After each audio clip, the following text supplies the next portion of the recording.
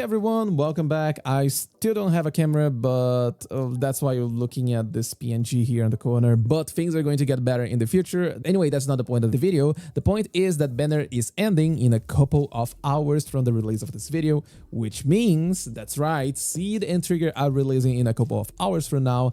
And this means it's time for me to make one of those videos that I always like to share my thoughts, opinions, and some numbers for you regarding these new agents and the value they are going to be providing for your account. This is the classic shoot your poll video that I always like to do, mainly targets to those players that want to get the best value on their pools. If you are a waifu gamer, okay, do whatever you want because you probably have the pools for this. But if you don't have the pools, maybe you want to get the best value for your pools. You don't want to spend on something that is going to feel incomplete, you know, such as some DPS units, or maybe you just don't want to have the feeling that you need the signature on your agent just for it to be complete, and some other agents as well. Anyway, let's cut down the crap and let's talk about both Seed and Trigger and the value they are going to be providing for you. Listen, we both know how important it is when it comes to saving money on these gacha games, and that's where LDShop comes in. LDShop.gg is a top-up platform that offers massive discounts and good prices for a lot of different games, including Zone Zero. All you need is your server and the UID, and you're good to go. You just select what you want to buy, fill up everything here, you press top up, and then you're going to get a confirmation detail page. Make sure everything here is correct because, of course, you want to get your polychromes and your internet membership, right? You just wait a little bit and your polychromes are going to be delivered to your account that fast. Look at this. And you know there's double top-up bonuses that you get on the first time you buy one of those monochrome packs.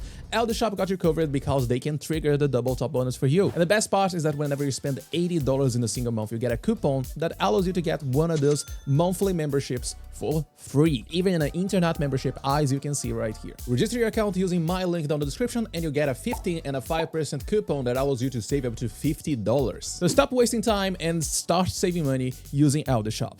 Thanks LDShop for sponsoring this video. Anyway, first let's talk about Seed because this is the brand new unit of 2.2 and honestly a really interesting unit. Why? Because it's adding something new to the game.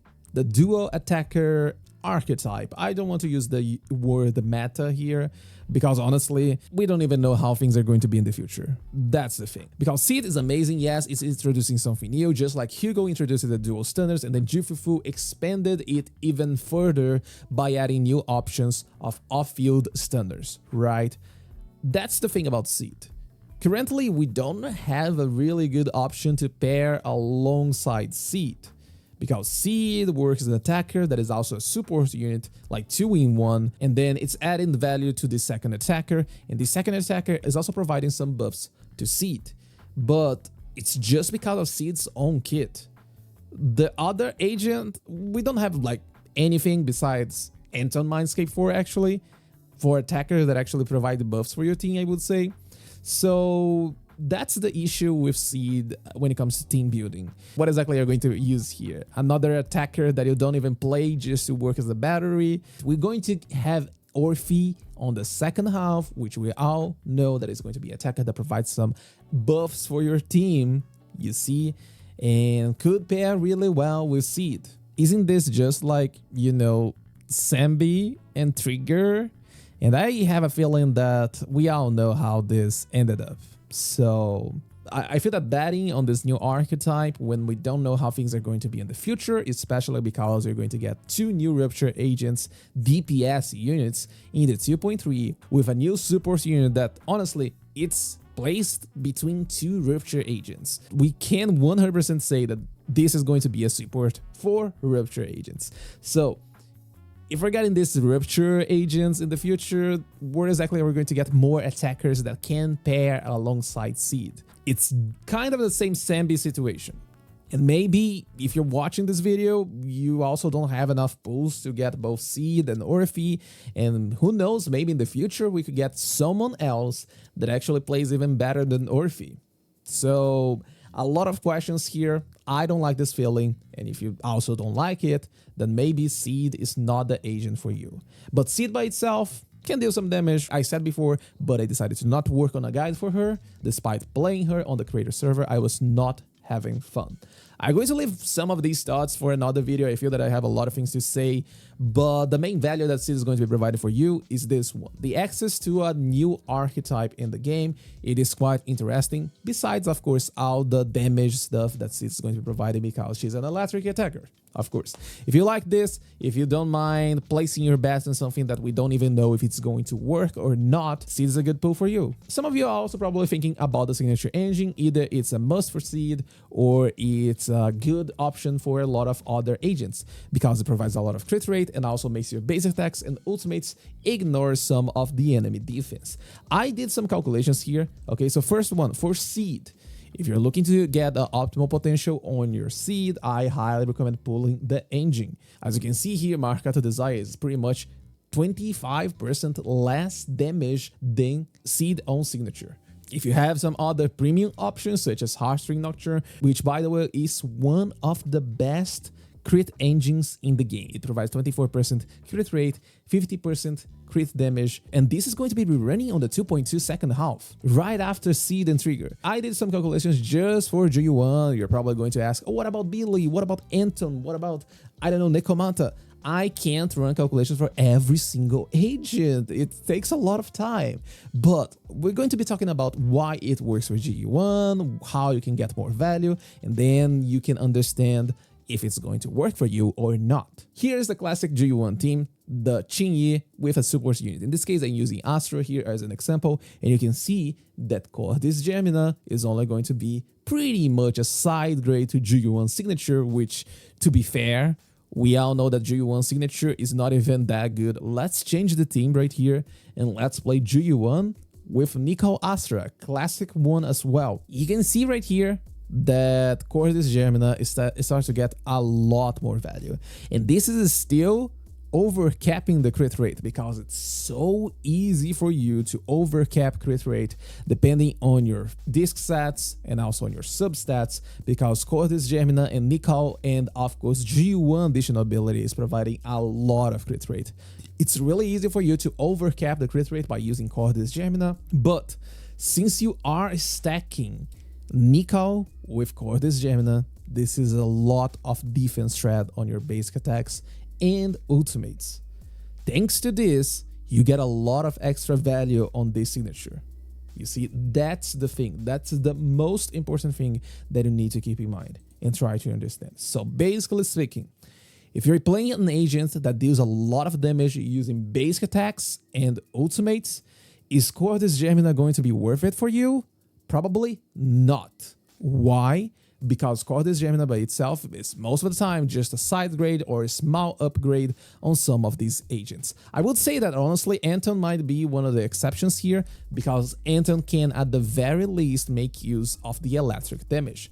But outside of Anton, who's the other electric agent that actually deals damage using basic attacks? No one. Harumasa deals damage using dash attacks. It's not basic attack. Sambi deals damage using special attacks because all of her aftershocks are special attacks.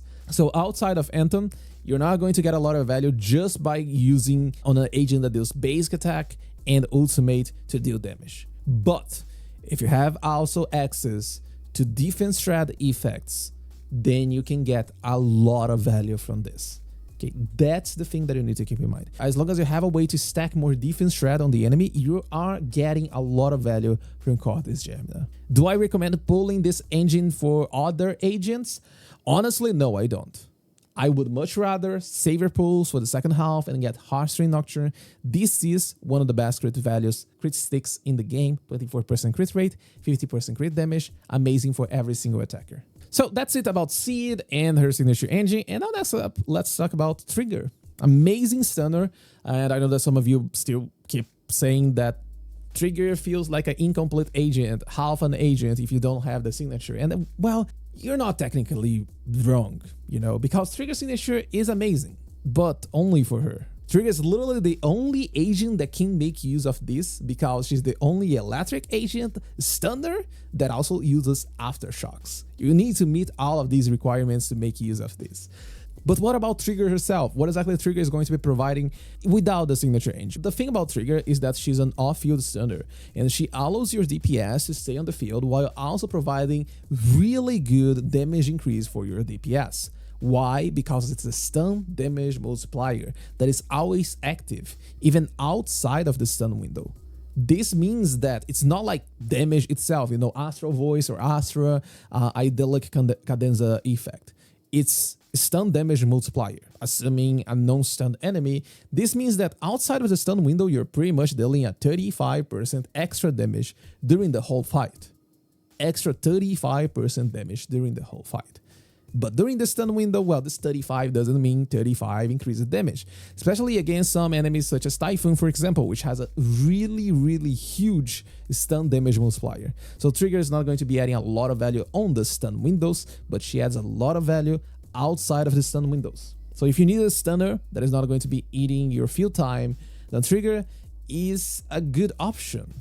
Amazing option if you have the signature. But I feel that one thing that a lot of people are kind of forgetting when it comes to the Trigger signature thing is that it's not going to be providing value for Rupture agents. And on the 2.3, we're getting 2 new Rupture DPS units. And as you can see right here, I did some calculations using Yishuan, a Rupture agent that benefits from the stunner on the team since a lot of the damage comes on the stun window. And you can see right here that between Trigger using signature engine and using fossilized core, there's barely a DPS difference. You're probably thinking, isn't this supposed to be 100% on both of them?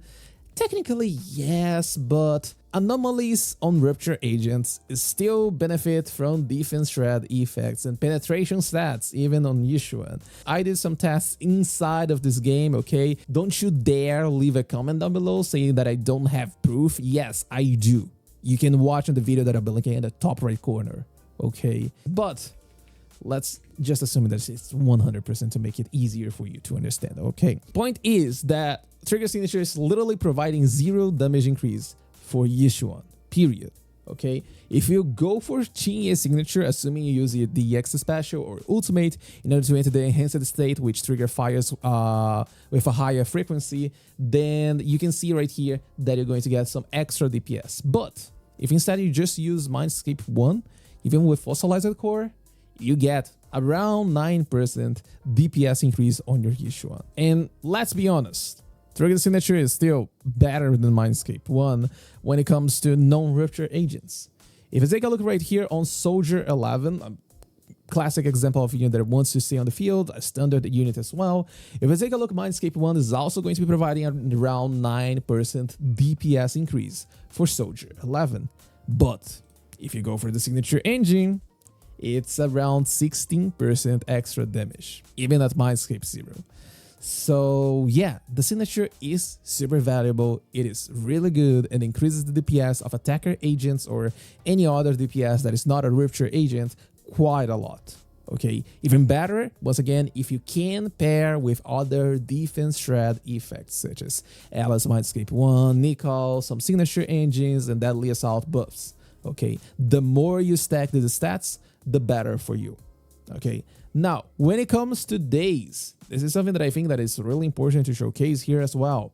When it comes to days, Trigger signature is actually not providing a lot of days potential for you. Trigger signature is actually quite skippable if you're only thinking about the stun potential. And honestly, fossilized core is still a really amazing option. Okay, assuming the enemy is above 75% HP and you're using the maximum days potential on Trigger, you can see right here that it can actually be better than Trigger on signature.